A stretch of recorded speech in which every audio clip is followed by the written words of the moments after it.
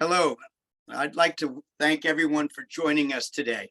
My name is Jim Lawrence. I'm the chairman of Marine Money, a trade publication committed to bridging finance and the marine transportation industry, and a proud founding member of the Blue Sky Maritime Coalition, whose important work we will introduce this morning. The Blue Sky Maritime Coalition is a North American-wide industry commitment to tackle the complicated challenges associated with our industry's efforts at mitigating climate change. We're privileged to have with us today three individuals who are not only thought and energy leaders and officers of the coalition, but each is an accomplished transportation industry expert. Jennifer States brings 10 years of port and maritime experience together with decades of renewable energy and clean tech expertise that crosses industry, nonprofit, government, and research environments. She is the Vice President and Chief Strategy Officer for Blue Sky Maritime Coalition. In 2020, she was asked to testify in Congress on new structures to support cross-cutting energy and maritime commercialization activities, leading to the launch of the DOE Foundation for Energy Security and Innovation. She has also helped to lead the UN Sustainable Ocean Business Action Platform on harnessing ocean energy and shipping decarbonization. Joining Jennifer is David Cummins, the CEO of the Blue Sky Maritime Coalition, who during his decades-long career at Shell completed multiple billion-dollar cross-border collaborative energy infrastructure projects, the scale of which will be vital as our energy evolution moves forward. Our third presenter today is Ted Tregurtha. He's CEO of an iconic U.S. maritime transportation company, Moran Towing. In that role, he is responsible for making the asset investment decisions, which will be at the heart of the industry's efforts to reach net zero by 2050. Combining a passion for the challenge and acknowledgement of the need for cross-collaborative efforts, he's committed to the public-private efforts which will be needed to succeed. Once again, thank you all for joining us today. I want you to know the presentation will be recorded, but we will halt recording before we start the Q&A. We're recording the presentation simply because it may be shared with colleagues for whom its message of collaboration might be important. There is a question and answer icon, as you can see at the bottom of your screen. Please feel free to type in questions and we will address them at the conclusion of the presentation. And finally, we'll make sure that you have the contact details of the three presenters, as the ultimate goal of our time together today is to establish an ongoing, constructive, and collaborative dialogue. David, over to you. Thank you, Jim. Thank you for that great introduction. And it's an honor to be here today. I think we have a very insightful, meaningful program for you today, and we'll get to it. So if we could go to the next slide. Our agenda essentially is just to give you a little bit more background about Blue Sky Maritime Coalition, which I'll lead us through. Then Ted Tregurtha will talk about the U.S. maritime sector as a whole. And besides being a leader in the ship owner space in U.S. maritime activities, Ted is also the vice chairman of our board of directors and has been actively involved as a founding member from day one. Jennifer States will then go through some of the challenges of decarbonizations and wrap up with our recommendations before we get into Q&A. So we go to the next slide. We want to start with an interactive poll just to get a sense of how familiar you are with our organization. So if everyone could, in the next 10 seconds or so, just read the question and give us an answer, that would be very helpful to us.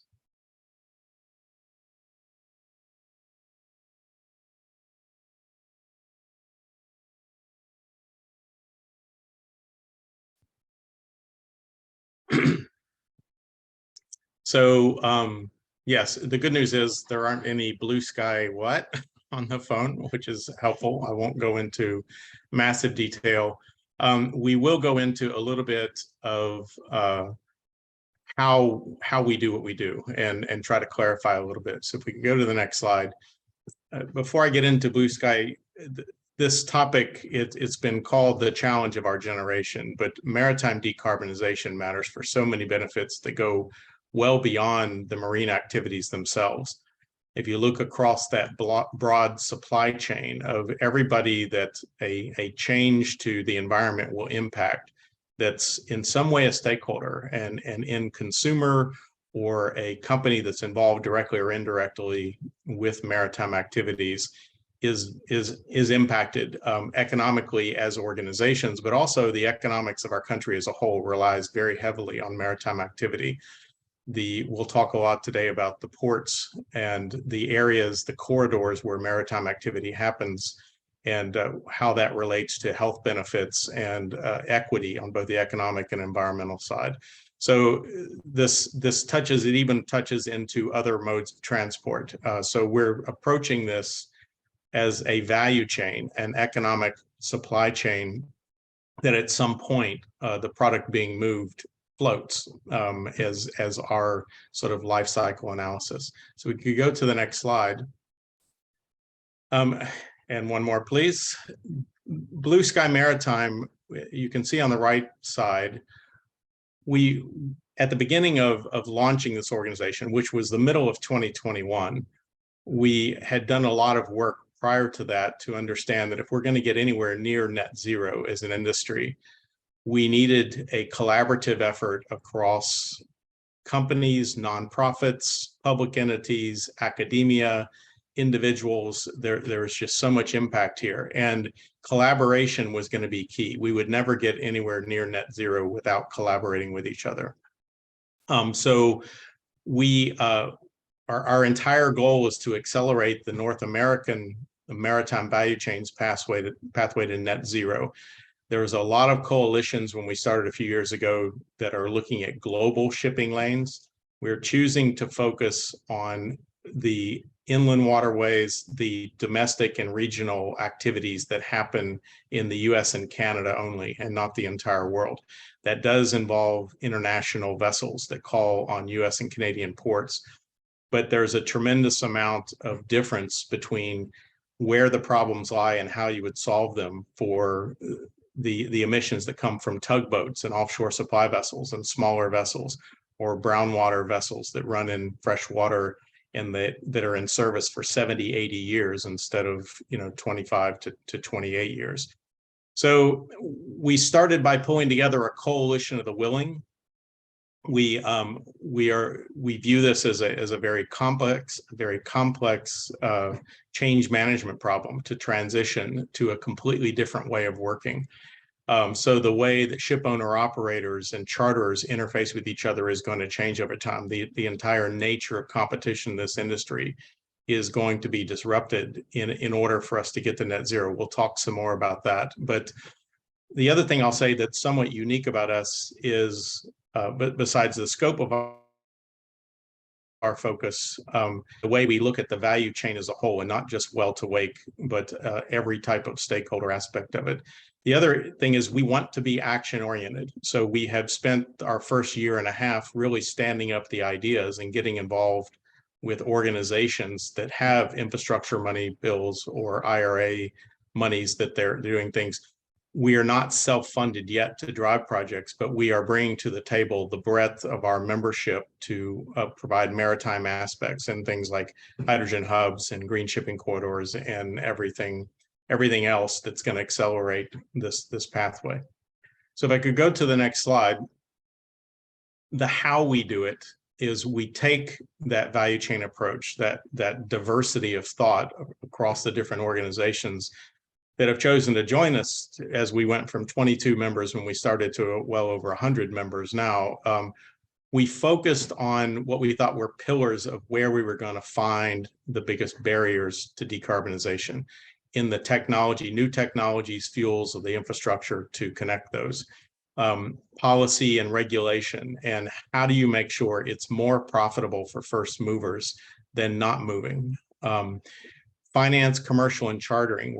We have several banks that have joined. We have, we're coming up with different commercial constructs in the way we can incentivize environmental stewardships between charters and cargo owners and the vessel owner operators. But also we're supporting voluntary carbon trading and carbon credit markets. We're supporting different ways to de-risk financial lending into building new assets and whatnot. And then the last sort of pillar, the last work stream that we approach, and all of this is somewhat voluntary by the breadth of our membership, is just, we call it measurement and operational efficiency. We'll talk more about that today, but we're not really direct measuring anything, and we don't really have a handle on what our emissions are. And our operational efficiency, there's strides being made one company at a time. Names like Maersk are doing a tremendous amount of pioneering, but you really need to look at this as an industry-wide, a value chain-wide efficiency, and then learn how to compete differently within that if we were too much caught up in the tragedy of the commons in terms of getting anywhere near net zero.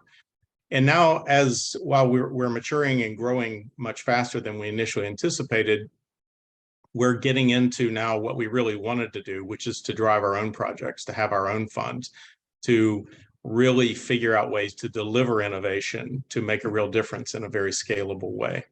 So everything that we do is voluntary from our membership base. Our membership base continues to grow both in numbers as well as in diversity of background and expertise.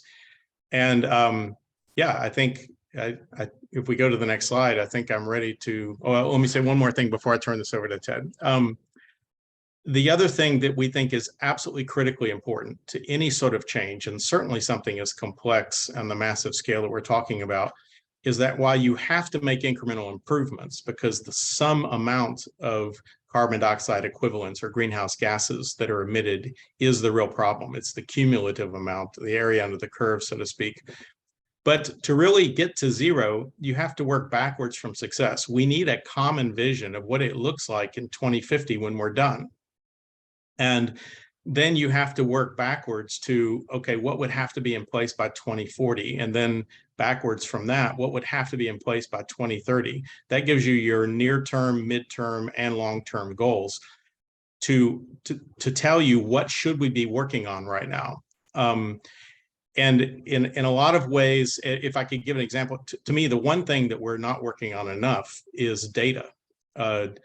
Machine learning algorithms that are predictive, that can ultimately lead to a vision of where most vessels are autonomous, or the industry as itself is highly efficient. We've got too many vessels sailing around half empty half the time. And there is opportunity to reduce significant amount of emissions just by getting more efficient as an industry. And fuels are hard to guess what the right answer is going to be, but innovation is happening so fast. If whatever fuel we think is the right answer today, first of all, there won't be just one. And second of all, it's going to change in 5 years' time. It makes it very difficult to invest in large assets. But the one thing that will always need to be there and is always going to continue to grow is data and data technologies. So you'll hear some more about that in the conversation as well. So we are in the process of publishing that vision and strategic roadmap, which we expect to come out this summer. And now let me move on to Ted Tregurtha to talk about the maritime industry as a whole. Ted? All right, thanks a lot, David. And thank you to all of our guests for joining us today. I'd like to give you an overview of the U.S. maritime industry.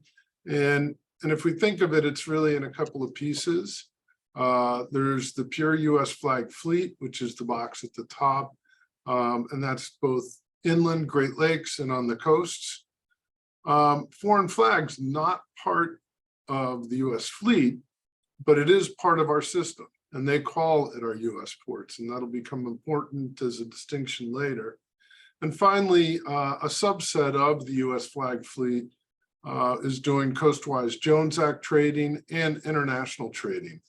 That last subset is important because of its national security component. It provides us with trained mariners. It provides us with shipyards and all manner of resources that could be very important in a time of conflict. So you look at that box there. This is really a very diverse fleet.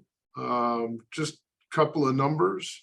The smaller boats in that fleet might be as short as 30 feet long. The largest ones are over 1,000 feet.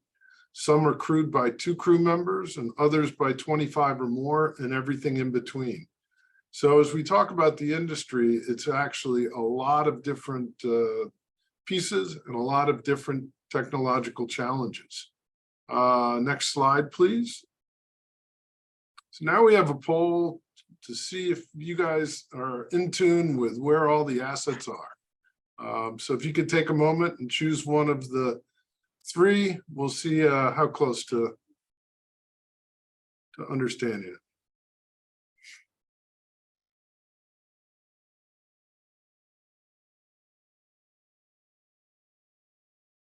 it. And we seem to be stuck on the poll, I think.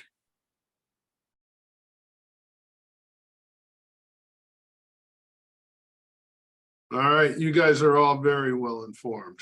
And I could see where the coastal might come in, depending on how you categorize one or two things. If we go to the next slide, please.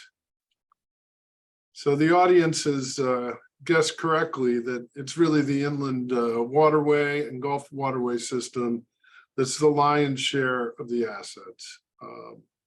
And if you look at the fleet in this slice as to where they are, one of the things that you notice in there is that tugboats, towboats, and workboats are the dominant by numbers vessels in the U.S. flag fleet.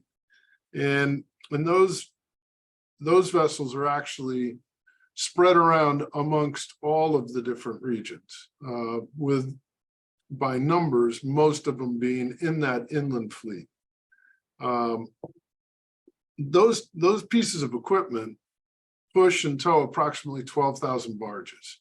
So it's really the barges that are providing the transportation of commodities and products, but they don't themselves have much in the way of emissions. So that's why we track it from the tugboat side or the towboat side. If we go to the next slide, please. So what makes maritime important?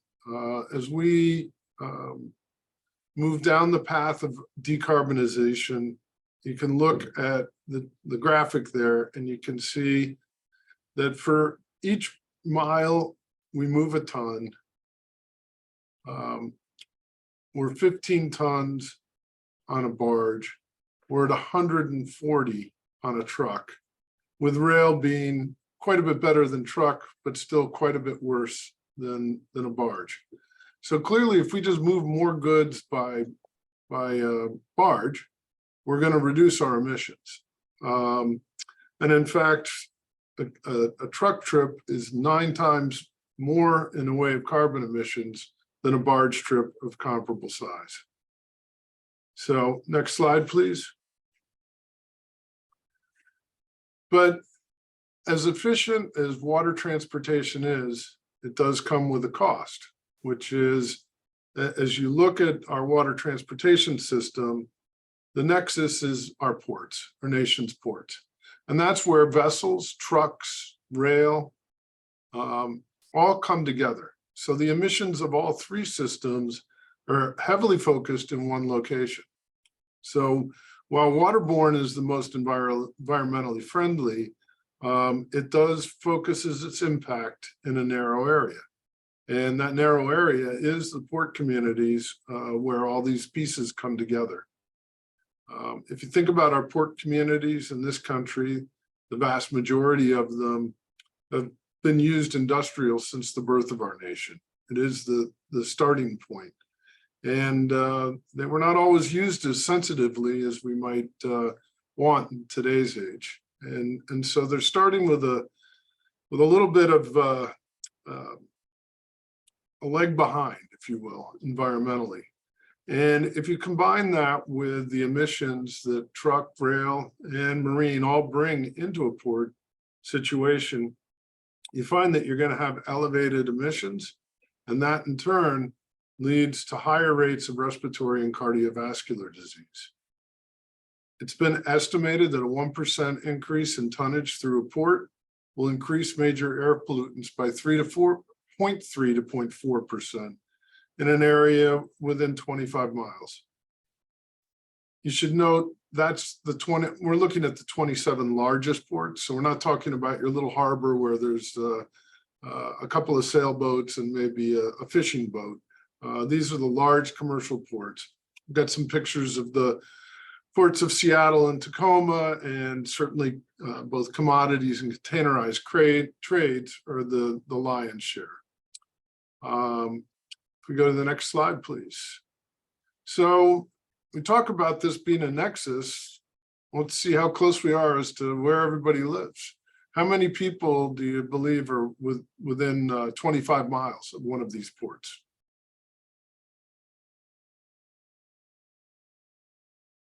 And apparently the polling status is a little bit slow today, so we'll give it another minute, and then once we get an answer, we can move on. And there we're at 60 to 100. So I actually have a surprise for you. So we'll go to the next slide. So out of those major seaports, about 39 million people live within that radius that we were just talking about. And you might say, oh, that's not as bad as I thought, but it's still 12% of our US population. And I think it's worth considering that a lot of these communities are areas that are disadvantaged and are considered environmental justice communities. If you think about bringing together all of that equipment, and just look at the slide for the Port of Newark and the Port of Jersey, and this is actually taken from the other side of the road. So whoever took this photo, their back was to Newark Airport, which is emitting all sorts of greenhouse gases to begin with. And this is before the ships have even showed up for the day. And if you look, you can see the number of trucks. You can't see rail here, but all manner of emissions that are happening in this area. And right across the way is a community. And when we look around the United States, in those 25-mile radiuses of our major seaports, a disproportionate percentage of the people that live there are people of color. And as a result, those hospital visits related to port pollution are likely to affect a person of color 2.9 times more than a white person. Next slide, please.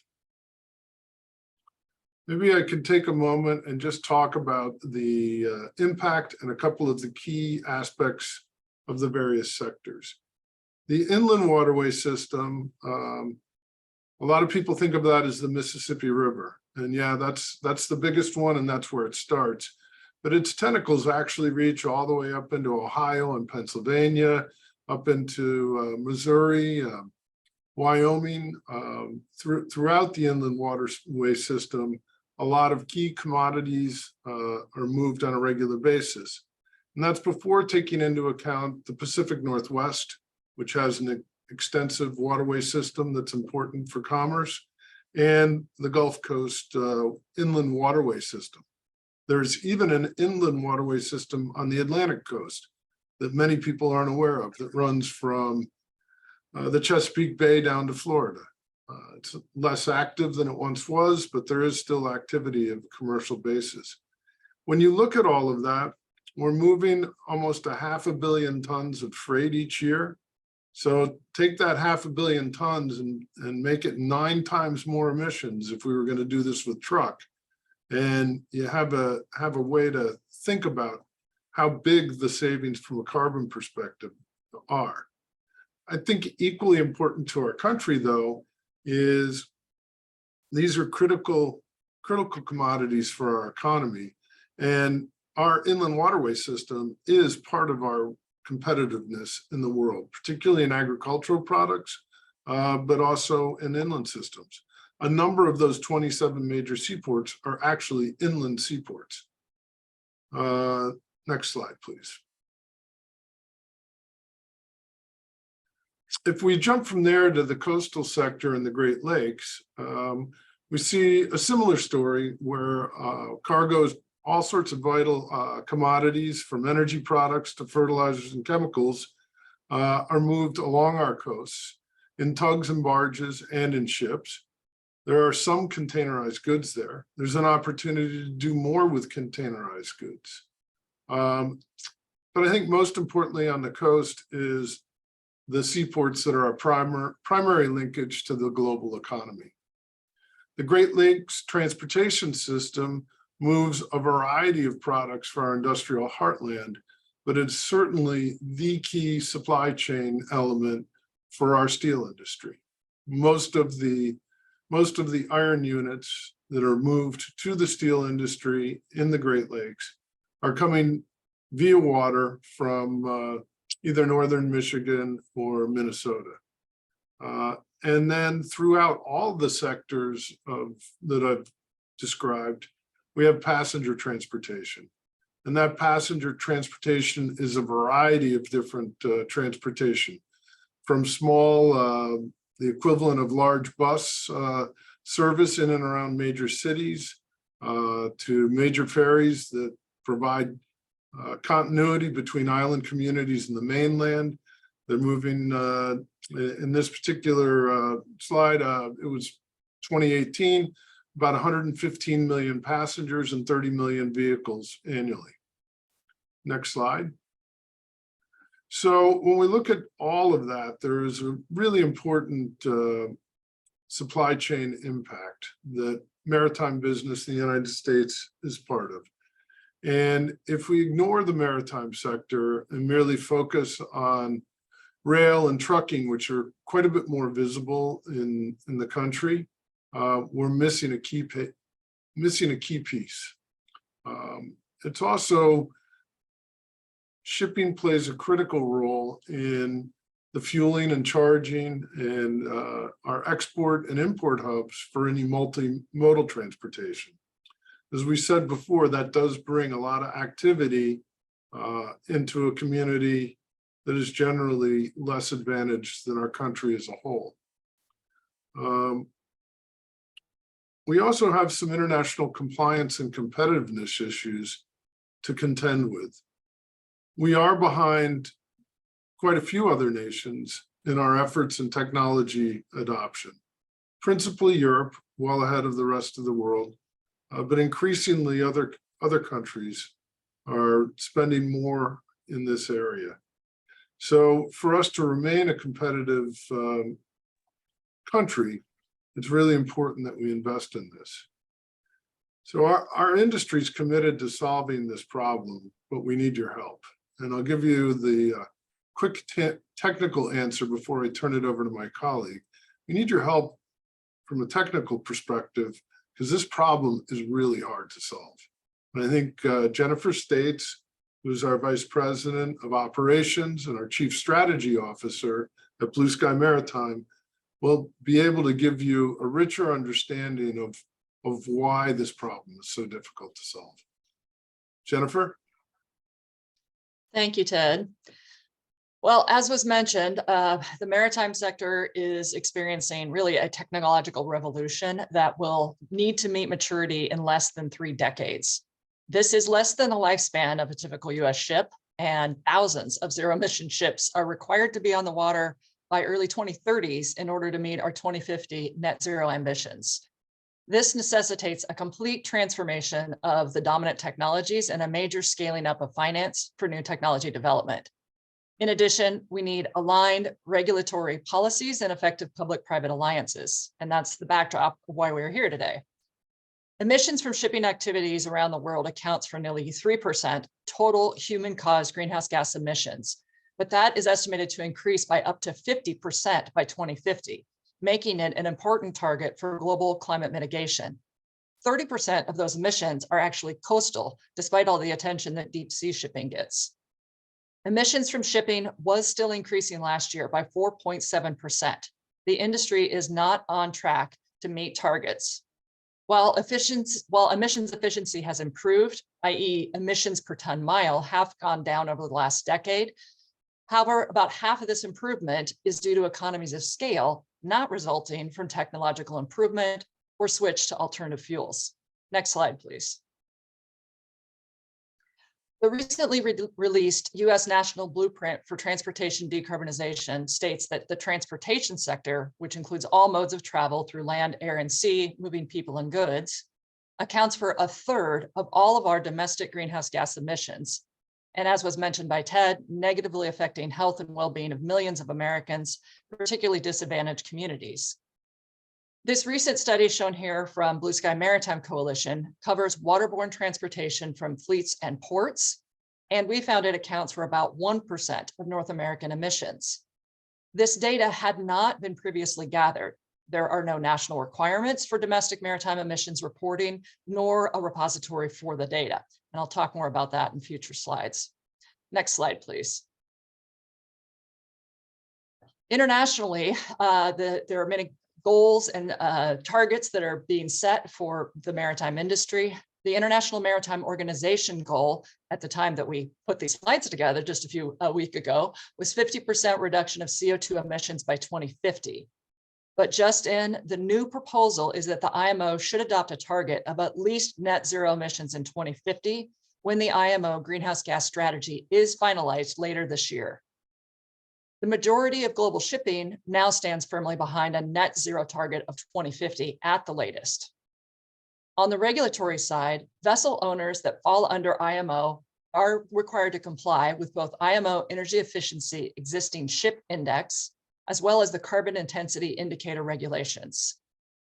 In the European Union, the emissions trading system means that ships trading in the EU are required to acquire emission allowances that correspond to its greenhouse gas emissions. And just newly agreed in the last week, Fuel EU maritime regulation requires vessels to reduce greenhouse gas intensity on board 80% by 2050 and connect to shore power while at berth. While not applicable in the US to many of our North American waterborne transportation operators, the US still has a vested interest in the global shipping industry and therefore supports effective implementation of the IMO greenhouse gas strategy. And this paper noted here was one where we gave our perspectives on some of the challenges of the way that the CII and other regulations have been put in place. Next slide, please. US operators are facing additional pressures to decarbonize operations, including state-based regulations, such as California Air Resource Board's zero-emission at-berth regulations that you can see here. California is the only state with such measures, but we are seeing an increase in other state policies for greenhouse gas reductions, such as low carbon fuel standards in California, Washington, and Oregon, as well as new cap and trade mechanisms that are emerging. The key takeaway, though, is that the US is lagging behind global regulations, and we're running the risk of a patchwork approach of many different regulations depending on where you are. Next slide, please. There are many different challenges, the nuances to the challenge of the maritime decarbonization that's ahead of us. One is, as you've heard mentioned, vessels have a lifetime of 20 to 35 years, but this is for international shipping. It can be up to 50 years or more for domestic vessels, meaning that investments in new vessels today will have a huge impact on the ability of the sector to decarbonize going forward. So we need to consider retrofits for much of the US fleet. Unfortunately, there is no one-size-fits-all solution to meet the energy density requirements of the industry. We have bespoke vessels, even in the same category of ships, such as fishing vessels. Vessels should be designed for dual fuel or conversion to zero emission fuels in the future in order to avoid sunk costs. Public and corporate investments are needed for R&D, but especially for demonstration, for zero carbon fuel technologies to be ramped up. The industry has estimated that $5 billion is needed to advance alternative technologies towards pre-commercial development. In addition to bunkering infrastructure, efforts will be needed to establish the entire fuel supply chain. This includes the fuel production, the transport, the distribution, and the storage. But currently, there are long lead times for traditional supply chain, let alone all the new energy technologies we're working to install.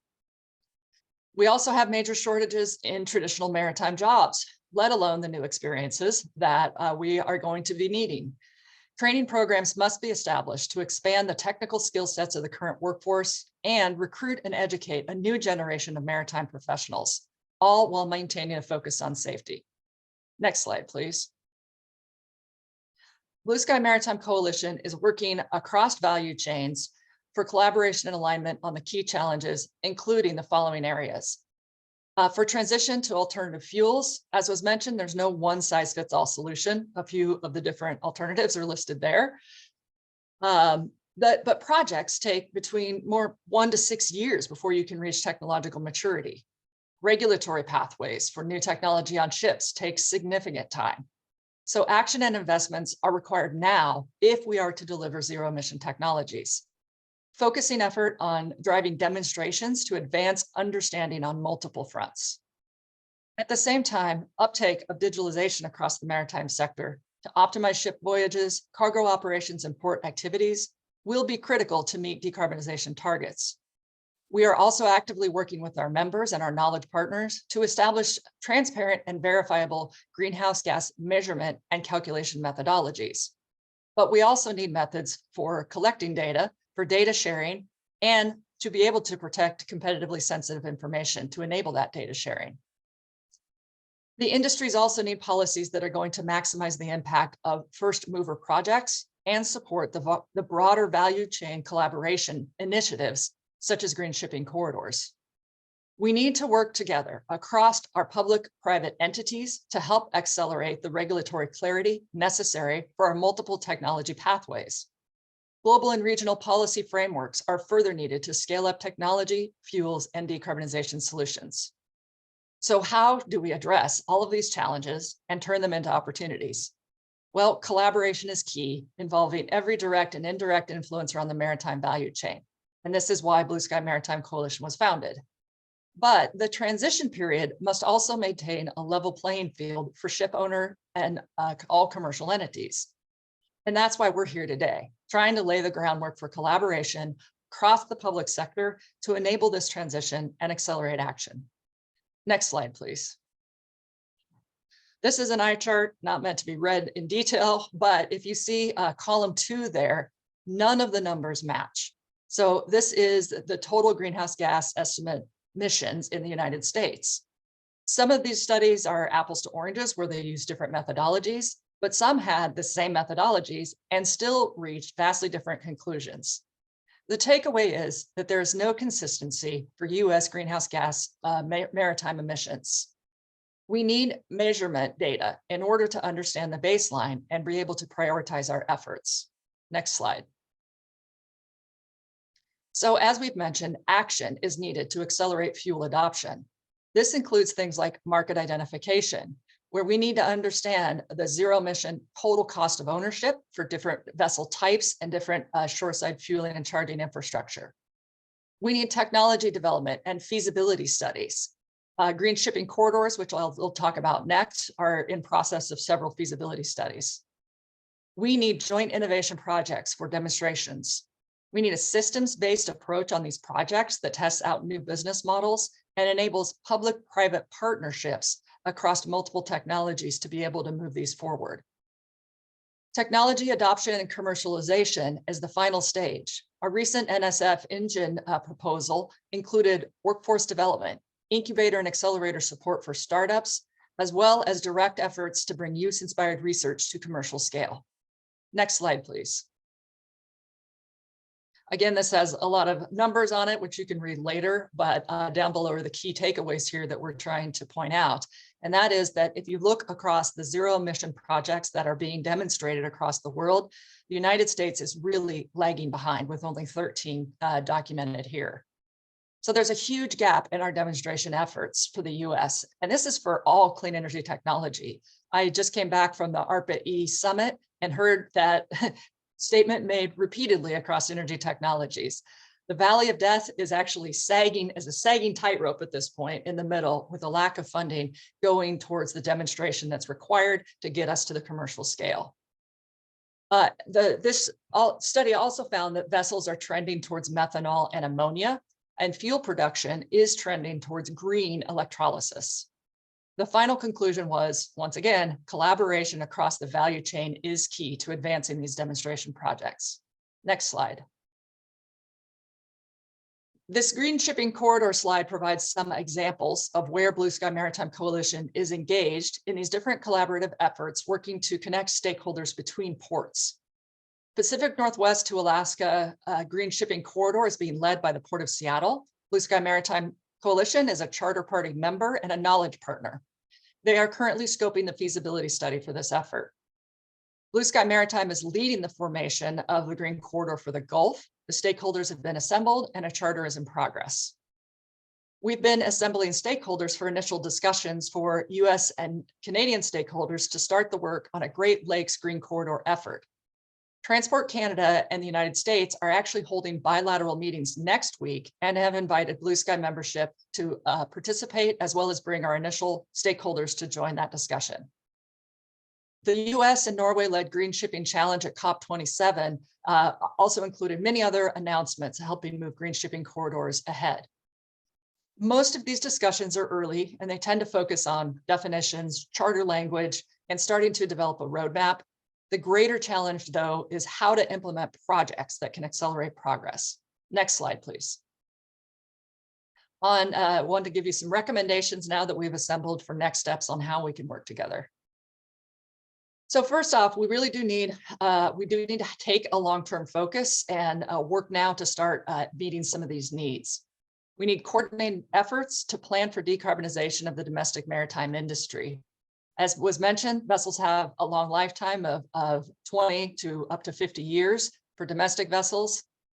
So we need investments in vessels today in order to help move the sector forward. We need coordinated planning efforts that cut across sectors, as well as cooperation within different public agencies and offices. Maritime decarbonization often really falls between the seams of many different government agencies and offices. So we really need interagency collaboration as well as cross-sector collaboration with industry. There is no one-size-fits-all solution. Retrofits are needed, as well as new ships that should be designed to be able to convert to zero-emission fuels in the future. We need multi-fuel, multimodal infrastructure solutions at ports. Incentive investments in many alternative fuels, not just the way they're aligned typically, like at Department of Energy with a single technology focus, but a new systems-based approach on projects, more open language for grants and funding opportunities that can help enable this approach. Next slide, please. But the Blue Sky Maritime Coalition is here to help with the collaborations that are needed, with communicating opportunities that could align, and in being involved in helping where needed. Tap us to help bring technical expertise, new models of regulations and policies, and demonstration projects that can help accelerate development, cross-sector public-private partnerships in our planning efforts. The US Maritime Decarbonization Blueprint that was recently released is a good starting point, but we can help turn this into an action plan. As David mentioned, we're also working to develop our strategy and roadmap, so let's work together. We can also support the regular interagency dialogue. There was an interagency working group for maritime decarbonization that we presented at one point, and there are ways that we can work with you through FACA-aligned convenings or otherwise to be able to bring together the expertise that's needed to accelerate regulatory pathways and uptake of new technologies. We can work together for test platforms to demonstrate new technology across federal fleets and industry opportunities. And just one note, the picture there below is Amagi, one of our members, and a recent fundraising that they were successful in. And actually now they just announced $139 million Series B1 fundraising. That includes plans for doing a tug retrofit for a fuel cell demonstration with ammonia. Next slide, please. These are the key success factors and what we need to do for programs in order to enable these key success factors. So we need collaboration across the entire value chain, as has been mentioned repeatedly. We need clear and consistent standards and regulations. A fragmented or patchwork approach between global and even interstate regulations makes it very difficult for the planning and pathways for these decarbonization technologies. We need government-supported R&D, but especially for demonstration and deployment, incentives and insistence to offset the additional risk and expense for these vessels. We need to establish sufficient, transparent, and predictable financing and pricing mechanisms, and we need to maximize vessel efficiency. Optimization is to achieve the lowest possible energy needed to operate vessels, will provide savings regardless of the fuel source used. On the program side, we do need to implement a US emissions data collection system and require reporting. We need subsidization for this program because the cost of doing this is not something our maritime sector can currently bear. But with incentives and subsidization, we can collect emission data and figure out how to do reporting so that we can establish the baseline that's needed for prioritization. And we need incentive programs for early adopters of alternative fuels and technologies so we can move forward with these demonstrations. Next slide, please. So in conclusion, thank you very much for your time. We will be turning on the Q&A and answering questions, and we will also be turning off the recording so we can answer those questions freely and you can ask us whatever you'd like. Thank you very much.